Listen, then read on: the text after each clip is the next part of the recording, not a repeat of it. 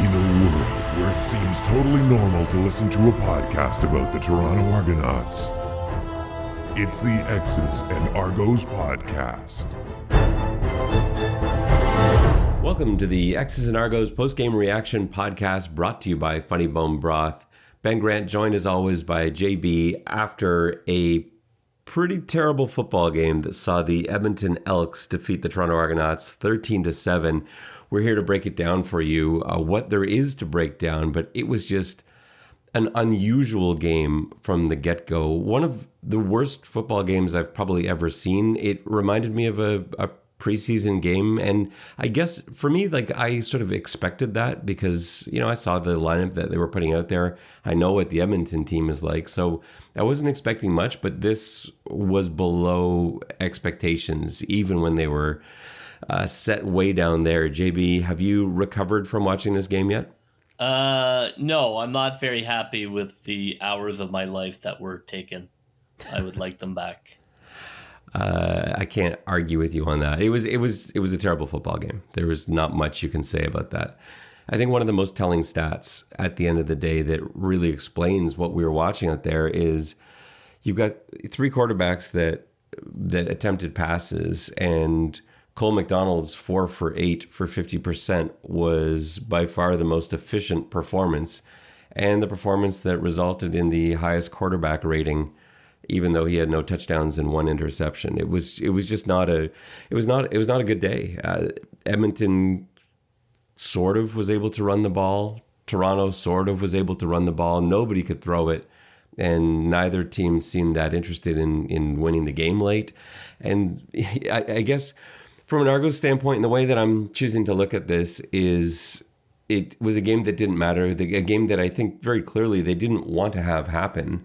They were probably annoyed at the Elks in the first place for making this game happen now as opposed to months ago when it was supposed to, and they just didn't it just didn't seem to be any real effort into it. And so it was a really flat performance from both teams, and yeah, one of the worst regular season games I've ever seen in the CFL.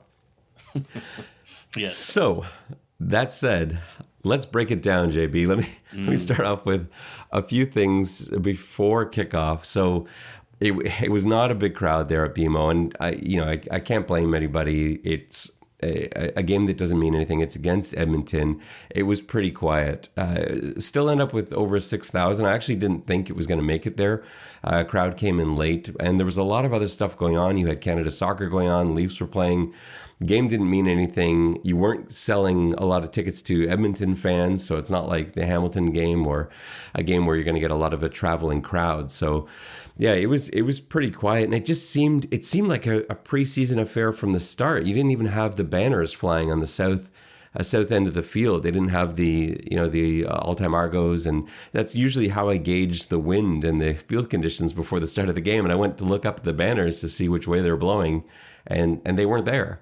Now, talking to the Argos video guys, John Magry and Josh Burton, they say there was one other game this year where there were no banners flying on the south end. I don't remember that one myself offhand, but yeah, it looked very odd. So from the lack of people in the stands to the banners not there to the little impact that this game was going to have, it was just a weird feeling from the get-go. Now, we were excited about seeing some players in this game. One of the players I was most interested in was watching Toshiki Sato, who was in for his first ever game as an Argonaut, kicking for Boris Beatty today. And watching him warm up, I was pretty excited. He was kicking field goals from 55. That seemed to be sort of his cap, which on a cold day is nice. And he was putting everything through. So pregame, I thought, he's going to end up with his chance. You and I, JB, thought that maybe the game would end with the Toshiki Sato field goal and he'd be carried off into the sunset, but that was obviously not to be. Now, a cool thing about it, though, was that there was actually media there from Japan, which was new, covering the game. And I thought that was really neat. And I got a chance to talk to the reporter that was there covering Sato. And we talked about the excitement. And we talked a little bit about Big Blue and and just generally Japanese football, which is something that I really fell in love with during or leading up to the global draft. So that was just kind of cool. That was something new for me. But that was all the excitement pregame, and little did I know that would be the evening's highlight. It started off okay, I guess, not in terms of excitement, but not in terms of quality of play. So the very first play of the game, you've got Antonio Pipkin dropping back. He goes deep. I'm ready to stand up off my chair, but it is picked off. And that was a little bit of foreshadowing for what was to come in this game. Now, what made it better / worse was that I believe 2 plays later, Taylor Cornelius was also picked off on a really nice play by Robertson Daniel, who was in man coverage. He basically jumped a comeback route intended for Darrell Walker. And I thought he was going to take it all the way back. He didn't quite get there. Pipkin came in, and Pipkin looked great in the second possession. He was able to find his own space. It was 3 straight run plays, got into the end zone. And then Toshiki Sato missed the extra point, which was a little bit soul-crushing for me because I was really pulling for him to have a great game. And he had such a rough start. And JB, you were saying during the game to me that you think that some of his struggles early on punting may have had to do with that missed extra point early on. How does that work? Well, he's not a punter. You know, the idea of Beatty being punter and kicker is really a rarity. So I thought it was kind of unfortunate that he was kind of dropped into this position where now he had to punt, where, you know, he's not a punter, he's a place kicker. And, you know, maybe, you know, the first field goal miss, I think, was a tough one because it was his first kick and the mechanism was poor. I mean, the ball did get set, but, you know, I think it's tough on your first kick to not have a clean hold. And I think that probably got in his head. And then with the punting, you know, you hit a bad punt, it's like golf. It's exactly like golf. It gets in your head, and it's very hard to kind of pull out when you're not hitting it very well. It just kind of gets worse and worse. So I thought that I felt he was pretty hard done by, actually. I thought they put him in a really poor position. And I was really disappointed they didn't give him a chance to kick a field goal at the end of the first half, which is what he does. He's not a punter. Yeah, it would have been nice to see. And I tried to kind of think about, you know, how that all went down and the different scenarios that maybe were going through Coach Dinwiddie's head. And initially my thought was, because we're talking now at the end of the first half, so Edmonton's now got up in front. Taylor Cornelius had a huge touchdown drive of 75 yards, a lot of running from him as well. They end up adding a field goal, so they're leading 10-6 at that point, late in the half, and 2 different third downs, well within Sato's field goal range, and both times Coach Dinwiddie decided to go for it. The first was a 3rd and 8 from the 30, so that would have been a 37-yard field goal. They converted that, but then they ended up, I think it was on the 15-yard line. It was a 3rd and 5 this time, and they opted not to kick again. And this one they were unable to convert. I think there was a sack on the play. And that really was the difference. You know, if we care about the result here, that was sort of the difference in the game, because you think if that's a field goal there, now late in the game, instead of being down by 6 and needing a touchdown, you really just need the field goal. And they were well within field goal range at the end of the game on a couple of occasions, and were, you know, unable to go for it at that point because they were down by a touchdown. So yeah, not only was it a little unfair to the kicker and Sato, but it strategically seemed to backfire. But I think I'm going to chalk that up to Coach Dinwiddie looking at this as a game that doesn't matter. Like, clearly the Argos didn't feel this game mattered. Otherwise, they would have started somebody that was going to be playing in the playoffs. And I think the way he looked at it is, you know, I'm not going to have Sato kicking for me in the playoffs. I am potentially going to have Antonio Pipkin out there. Let me get some reps with some pressure. He's got to convert third downs. Let's see if we can get him some touchdown passes. That's the only way I could justify it. Yeah, I guess. I don't know. I think To me, if if you're treating this game like they did as nothing, then let them kick a field goal. I don't think you can be like, oh, we're doing this for practice. And like, come on, man, I watched that game. There was no professional intent to win that game. So that's fine. That's what you've chosen to do. Then, give my man a chance to kick a field goal after you hung him out to dry kicking punts all game. I thought that was Bush. Yeah, I definitely would have sent him in there for the field goal but I think I think I'm sentimental like that though, because I feel like he'd earned that just the same way that I felt Pipkin should start today, even though by the same rationale that Coach Dinwiddie seemed to be using today, really Cole Mcdonald should have started. If we're going to keep everyone out of harm's way and we're not being sentimental about anything, then yeah, 100%. You can't be kind of like, oh, sometimes I am and sometimes I'm not, and I can use it to defend and then not defend it. Right. I totally agree. I think, pick a lane. I do. I felt mad. I thought they hung him out to dry because they didn't care about him, if you want my honest opinion. and it was so unfortunate too. Like Hoagie had such a nice piece on him earlier in the week, and there was just a lot of hype around him. Everyone was excited to see. I think all fans of all the players that fans were excited to see today, I think he would be number one on the list. Yeah, and he missed his first field goal, but I mean, it was a bad mechanics. I mean, Pipkin didn't get a clean put down. So I don't think you can hold that against him. And then to not go back to him, I just thought was, as you can tell, I'm not very happy with the game at all. And I'm not very happy with that decision because it smacks to me of football mentality that I've spent my whole life dealing with, It just, there just is no respect for kickers. And I thought that game was a perfect example of them treating him as not a member of the team.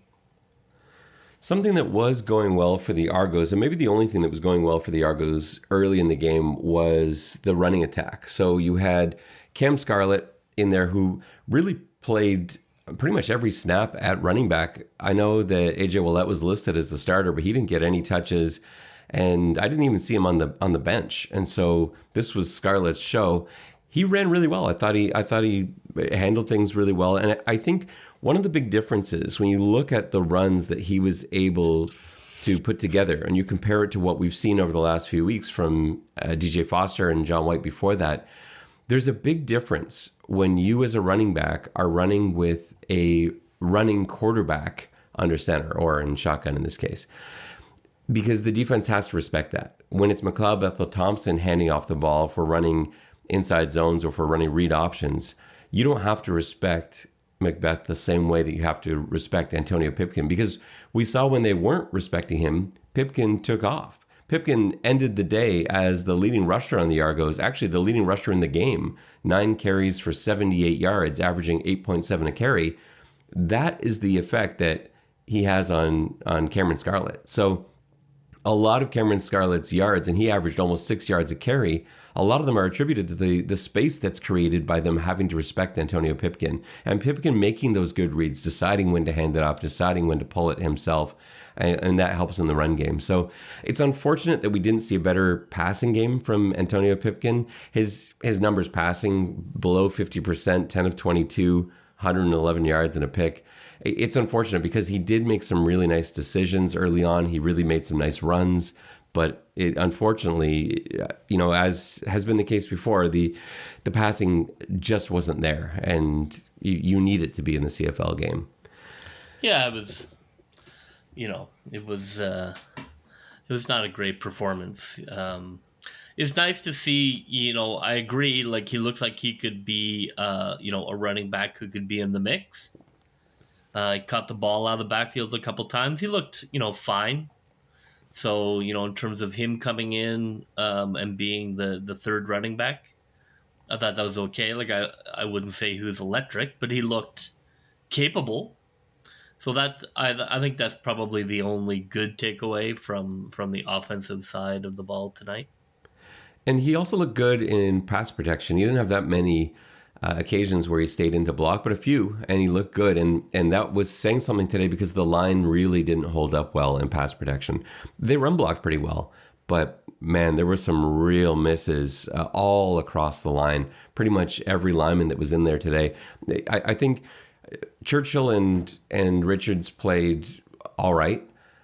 It was pretty rough from both tackles and from the center. And some really good plays. Some plays where I was watching, and I did have an eye on them. I had my binoculars trained on the line a lot this game.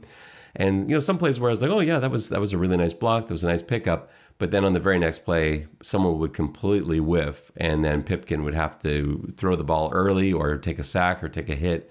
And you can't play football like that. So that was upsetting, but it was good to see Cam Scarlett, as you said, looking pretty good, and the fact that he can pass protect bodes well for him as a CFL back, because that's a much needed skill.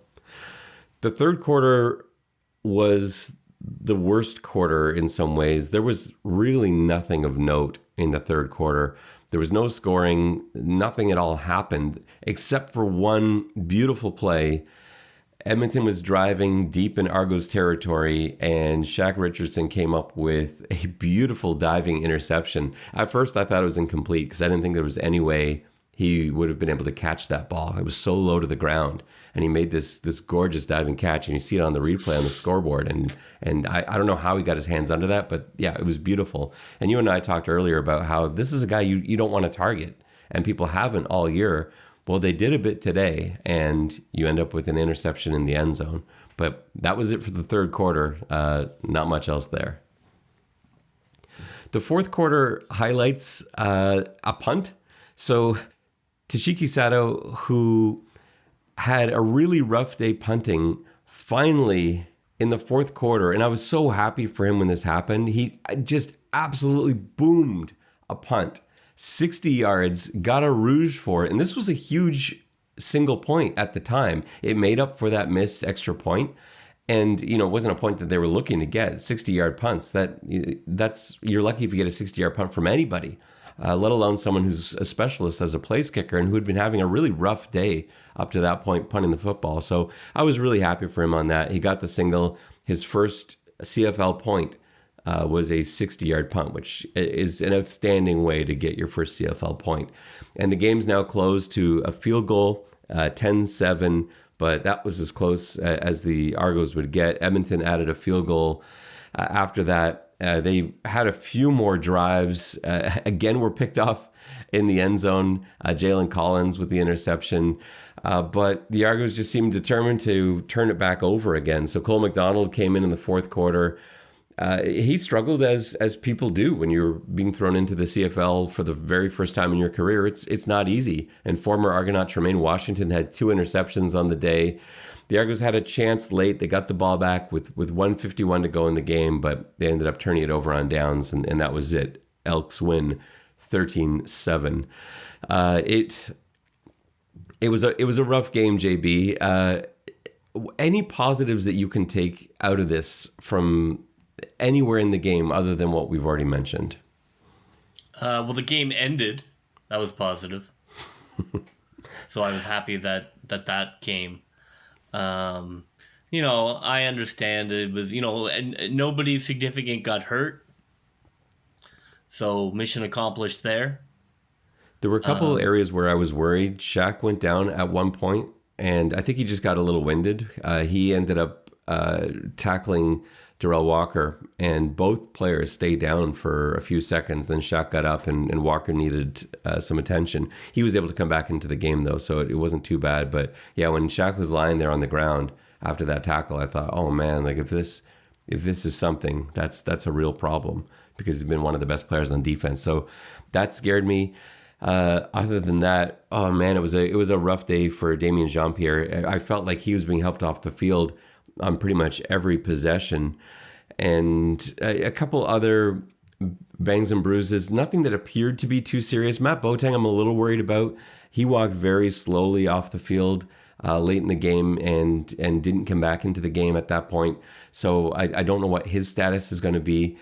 And I think the other positives I can take out of it were there were a couple nice performances, not as many as I was hoping for. I really hoped that we'd see one of these new linemen, whether it was Martez Ivey or Coleman or Zamora, one of those guys. I really wanted them to have a great game, and we didn't see that. I did think that Robertson Daniel played really well, and this is the first time we've seen him in a game since the opener. And he had that interception. He played solid coverage all night. So I thought that was a real positive. That was nice to see. I thought that Haggerty fared very well playing Sam Backer, a position that he's not really familiar with. I thought he looked pretty good out there. But, other than that, there really wasn't too much. I thought maybe one of the receivers would have jumped up. And I know Josh Huff was all right. But I was kind of expecting him to be good. He's not the same. It's not the same when you're looking at Josh Huff as when you're looking at Dejan Brissett or one of the younger guys. So, I guess positive on Robertson Daniel, but yeah, not too much else to draw from this one. Let's get into our plays of the game and players of the game, and then we'll wrap up with some stats at the very end. So, offensive player of the game, there just wasn't a lot going on, JB. It's so hard to choose. I'm going to go with Cameron Scarlett. It was his first CFL game. I thought he looked really good. It wasn't a perfect game. There were moments where he was late to make decisions, where he was approaching a defender, had to make a call left or right, and basically waited too long and ended up getting wrapped up before he even made a move. That happened a couple times, and that's just one of those speed of the game things. And I think it's something that he can learn from, that he can get better at. I don't think that's going to stick with him for his whole career. But yeah, overall, I thought he had a very promising first outing as an Argo. So he's my offensive player of the game. What about you, JB? I am not awarding an offensive player of the game. I thought that the offense was non-existent, and I thought that they didn't try to score, and it was painful to watch. So I will award no players any kind of recognition on the offensive side of the ball. I didn't feel we were getting a lack of effort from players in the game, but I didn't feel like they were given much of a game plan to work around. No, I agree. I mean, I think they wanted to, but I can't celebrate what it is I watched for 4 quarters on the offensive side of the ball.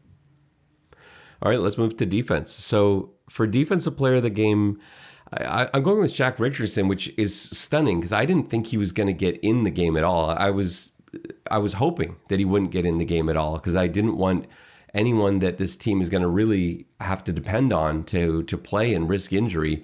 He ended up not only playing, leading the team in tackles with 5 tackles. He had that gorgeous interception, and he was Shaq. He was playing the way he always plays all night, and so I think that's a really easy one. He's my defensive player of the game. Are you picking a defensive player of the game? Yeah, I thought the defense played really well. I mean, they had more starters, so that was clearly a decision on the defensive side of ball that they wanted to compete that game, and I thought they did compete. I thought that they played really well and that they controlled Edmonton, and I have no qualms with how the defense played. Defensive player, I'll probably give it to Josh Haggerty, stepping into a starting position at Sam. He got lucky on that one play where the receiver dropped it. But I thought he held his own at a tough position to suddenly get thrust into. So I'll give him a shout out. Yeah, he ends up with 4 tackles as well, added another one on special teams, and he didn't look out of place at all. You're right, that one play, but that's a play where you do see Sam Backers get beat. That's a really tough route to cover. That's a tough play, yeah.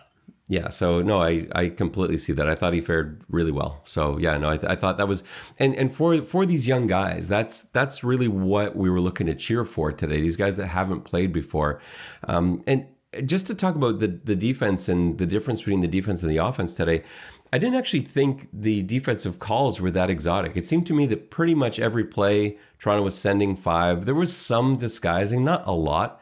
There was a sack that Coney Ely got on a bit of an exotic looking play. There was a twist, and there was I can't remember who it was. One of the backers was mugging, and then he backed out. But it just wasn't a lot of stuff. Generally, they were showing 5, and 5 came, and and not much else was going on. But just the difference in caliber of football player between what was out there on the field for the Toronto defense versus what was out there on the field for the Edmonton offense, that was enough alone. So with the occasional blitz, with the occasional twist, with the occasional exotic coverage look, they were able to capitalize. But yeah, statistically, they ended up with 3 picks. They only gave up 13 points, some of which is kind of on the offense for putting them in a bad position. So yeah, you can't really argue with the defensive performance from a coaching standpoint or from a player standpoint. Play of the game. For me, the play of the game was the Shaq Richardson pick. I just thought it was a gorgeous play. A couple of other honorable mentions. There was a really nice run from Antonio Pipkin. He made some really nice decisions. There was a gorgeous run from Cameron Scarlett. But like you, I think we've got to give more credit to the defense in this one. And that interception was a thing of beauty. So yeah, the Shaq Richardson pick is my play of the game. What about you for play of the game, JB? I wasn't going to give a play of the game. Again, kind of going with my disgust. But if I'm going to pick one, because I know the guys who were on the field tried. I really loved that block that Ivy had on that long Pipkin run. Yeah, I thought that was obviously that'd be great for a screen game. I thought that was a nice kind of flash play from him. And so I'm going to give him that.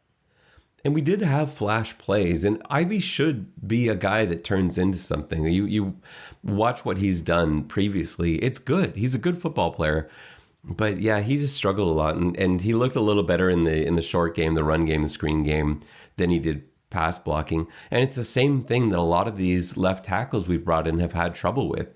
The sacks he gave up, the pressures and hits that he gave up, were rushes around the edge where he just had trouble with angles, where he didn't quite establish his depth and guys were able to get around him and make the play. And that's what comes from having that extra yard off the ball. It's just different, and it's really hard for guys to adjust. So I'm not by any means giving up on Martez Ivy. I think, and I'd say the same thing for Jonathan Zamora. This is his, it's his first full game. And Coleman, who hasn't played all season, of course he's going to be a bit rough. Now, I actually thought he might look good. I thought it might be one of those things where a veteran like this with so much experience, maybe he would come in, but I guess that's a bit unrealistic to expect. So, yeah, the line had flashes, but just too many catastrophic failures as well, and you just can't have those. You can't have total whiffs, and especially against an Edmonton defense. And I know the defensive line is maybe one of the better units on Edmonton, but still, you can't have total whiffs, and that was a bit of an upsetting thing. But yeah, play of the game, that Ivy block, it was beautiful. For me, I would just look at Winnipeg and Montreal, last weekend. Like, that game meant nothing to Winnipeg, but it was a watchable football game.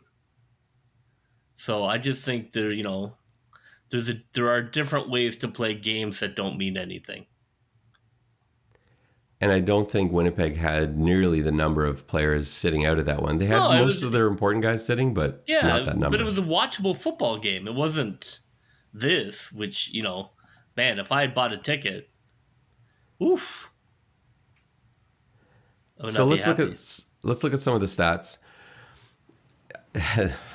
This is not a great sight. So passing, we got over some of these stats already, but yeah, Taylor Cornelius, 46% passing. He was 15 for 32. Terrible. And yeah, the Argos defense did look really good. Your leading rusher, James Wilder Jr., only had 56 yards. Now, he was averaging at a pretty good clip, but a lot of that came from one big run that he had for 23 yards. And they did end up with about 150 yards rushing on the day, but I don't know. It was never really. A lot of that too came from Cornelius, where he was looking to pass, decided to tuck the ball and run. I didn't feel like they were just getting killed on the ground by any means, and they were doing such a good job in pass coverage. Oh, and that touchdown was so terrible. I mean, it was. God Almighty! I mean, it was just. I don't know. Come on. I mean, Feeney. I mean, he looped in and nobody looped out, but I mean, he was standing behind like 6 guys, like, trying to look over people's shoulders. It's like, oh, do you think maybe the loop didn't work?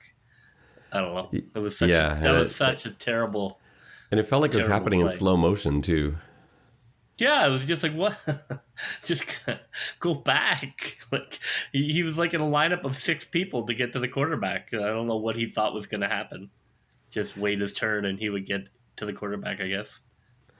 Not all of the former Argonauts had great days. Terrell Walker did have 63 yards, but not the most efficient day. He had a couple of drops and was 4 receptions on 13 targets. They just had a ton of trouble getting the ball into his hands every time they went there. There was a defender, right with him, and that's again a tip of the hat to the Argos defensive secondary. And of all the former Argonauts, the best game, of course, was Tremaine Washington, who had 2 interceptions, 3 tackles, 2 picks. It was a nice game from him. So tip of the hat to Tremaine Washington. On the Argos side, just not a lot to write home about. So 10 of 22 for Pipkin. That's 45%, 111 yards with a pick. Cole Mcdonald, 4 for 8. He looked the way that I think you would expect him to look on this, and not someone that you give up on this performance. He was put into the game in the fourth quarter where they basically knew Toronto was going to be throwing. But that's an issue I had too. I felt like we kind of went into have to throw mode a little soon. There were just under 4 minutes remaining, and I don't know if they called a running play after that. I don't think they did. I didn't understand why Cole didn't start the second half. Again, just to get my frustrations up before we flush this game. So what are we doing here? Does this game mean nothing, or does it mean something? Why is Pipkin still playing after the first half? That made no sense to me. It felt like that was like an in-game decision. I mean, the way they treated that game, it should have been all like, well, this is all predetermined, and now we're going to bring in Cole. And it's like, what is it? Is this a predetermined practice, or is this a game you're trying to win? I didn't understand Pipkin playing the third quarter at all. Yeah, I thought for sure McDonald would get a whole half, and if not 3 quarters. Well, what was what is it? Were you trying to win, or was it a practice? It just very odd. Some rushing success that we've gone through. Pipkin, 9 carries, 78 yards. Scarlett, 10 carries, 57 yards. Damien Jean-Pierre had 1 carry for 14 yards. Receiving numbers were not great, as would be the case when your quarterback's numbers are so poor. Josh Huff was the only one with good numbers, 6 receptions on 8 targets for 67 yards. After that, there wasn't much. Dejan Brissett, 1 catch on 4 targets. Cam Phillips, 2 catches on 6 targets. Brian Jones, 2 catches on 4 targets. He had a drop in there too. Jean-Pierre, 2 catches on 6 targets. And Cam Scarlett caught his only target for 8 yards. But yeah, just not much there. A big blank in the field goals category, which is just another sour reminder of what happened out there today. Any final thoughts, JB? It's not all gloom and doom. We do have now a playoff game, not just a playoff game, the East Final to look forward to. We've got 2 weeks of sitting around and hopefully watching Hamilton suffer before we're back to it. But what are you feeling going into this little break here? Yeah, I think, you give everybody a week off. They've earned some rest time to get healthy. And then they come back, and I'm going to watch Montreal film. I have put the Hamilton film into a box in a closet. I believe Hamilton has played their last game against Toronto this year, so I'm all in on Montreal, and I think that's going to be, that's going to be the toughest game of the year. I think for the Argos, I think that's going to be a hell of a game. They're going to need to be, they're going to need to be really good, and they're going to need to have really studied Montreal to win that game. I think that's going to be. I'm glad they're at home, but I think that's going to be a real challenge. So I'm going to dig into Montreal film. Yeah, and you and I have been saying this for a few weeks now, and I feel like either we're way off on something, or just the rest of the CFL world doesn't realize it yet. Montreal's a really good football team, and I don't think there's no doubt in my mind actually about how that game is going to go down. I think Montreal is absolutely going to beat Hamilton, and I think Hamilton is going to be really stunned by that. And you and I would not be at all. I would be stunned at this point if Hamilton wins that game. Yes. It would really surprise me. I would be stunned if Hamilton beat Montreal, whether it's in Montreal or in Hamilton. I think I think Montreal is loaded. Yeah. And so it's going to take some real game planning to beat them, which is exciting. I think you want to play a tough game. I think if you can beat Montreal, then I think you're ready to play Winnipeg. But I think that's what you want. I mean, that's why you play the games. You don't want a cakewalk to the Grey Cup. So I'm excited. I think the team has shown a gear that we wondered if they had, and they showed it. And now, let's flush this game and get ready for the Eastern Conference Championship. It would obviously be easier if the coaches knew for sure who they were playing, but with this much time, the beauty of it is you've got weeks now. You've got basically 3 weeks. And I don't think, how much more Hamilton do you need, right? Played them 4 times. I mean, I think the hay's in the barn on Hamilton, so that's an advantage. I mean, I think if you have to switch to Hamilton, I think you're pretty locked on what they are. I would think that I think the Argos will be focusing on Montreal. Yeah, and I hope so, and I would imagine they would be too. So it's a nice thing to be able to, as you say, spend a few weeks getting ready for Montreal. If Hamilton somehow wins that game, fine, dig out your Hamilton box and go back to the 4 games of film where you were playing them, 3 of which have you beating them, and I think that's fine.